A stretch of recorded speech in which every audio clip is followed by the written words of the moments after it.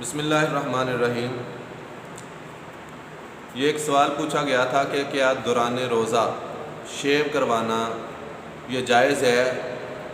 اور شریعت مطہرہ اس کے بارے میں کیا حکم دیتی ہے؟ تو سب سے پہلے میں یہاں پہ عرض کرتا چلوں کہ شیو کروانا دوران روزہ ہو، رمضان میں ہو یا غیر رمضان میں ہو، اسے شرعی طور پہ فقہاء کرام نے، علماء کرام نے مکروہات میں سے کہا ہے کہ یہ فی نفس ہی خود ہی شیو کروانا اچھی بات نہیں ہے، ناپسندیدہ عمل بھی کہا گیا ہے۔ لیکن اگر کوئی رمضان میں کرواتا ہے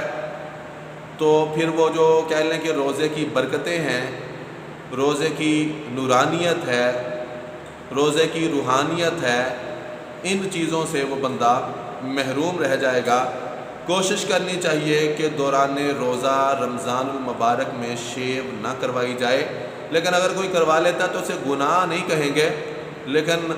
مکروہات میں آ جائے گا، ناپسندیدہ عمل میں آ جائے گا۔ لہذا بات کو سمجھنے کی اللہ پاک توفیق عطا فرمائے کہ روزے کی جو برکتیں ہیں، روزے کی جو روحانیت ہے، روزے کی جو نورانیت ہے وہ ختم ہو جائے گی۔ پھر اگلا ساتھ میں سوال تھا کہ کیا جس کی داڑھی وغیرہ رکھی ہوئی ہے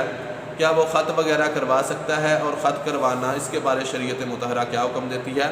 دیکھیں، خط کروانا یہ کوئی بری بات نہیں ہے، یہ سنت مصطفیٰ بھی ہے اور سنت صحابہ ہے۔ ہمارے جتنے بھی اکابرین بزرگ گزرے ہیں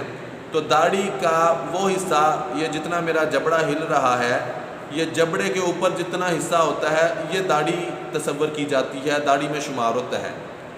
باقی جتنا منہ آپ کا ہلتے ہوئے نظر نہیں آتا، اس سے اوپر والے حصے پہ اگر آپ کے بال ہوں یا بال بڑے ہوئے ہوں یا بال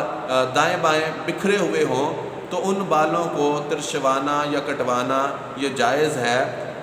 نبی علیہ الصلوۃ والسلام کی صحیح احادیث مبارکہ سے یہ بات ثابت ہے کہ نبی علیہ الصلوۃ والسلام نے اپنے بڑے ہوئے جو بال تھے ان کو ترشوایا اور ترشوانے کی اجازت ہمیں بھی عطا فرمائی ہے۔ تو لہذا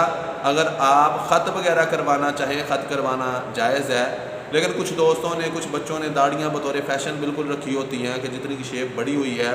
تو ان بچوں کو چاہیے کہ یا تو وہ داڑھی کی نیت کریں، باقاعدہ داڑھی کی نیت کر کے رکھیں تاکہ ان کو اجر و ثواب ملے، پھر وہ اس کا خط وغیرہ بھی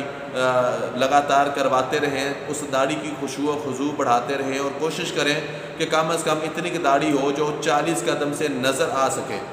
تو ویسے اللہ پاک ان باتوں کو ہمیں سمجھنے کی اور اس بات پر عمل کرنے کی توفیق عطا فرمائے۔ آمین ثم آمین۔